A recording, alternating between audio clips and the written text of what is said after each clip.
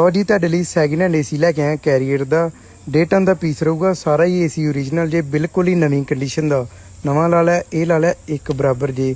ਇਹਦੇ ਪ੍ਰਾਈਸ ਦੀ ਗੱਲ ਕਰੀਏ ਤੇ ਕੰਡੀਸ਼ਨ ਦੇ ਹਿਸਾਬ ਨਾਲ ਬਹੁਤ ਹੀ ਤੁਹਾਨੂੰ ਜਾਇਜ਼ ਰੇਟ ਤੇ ਮਿਲ ਜੂਗਾ।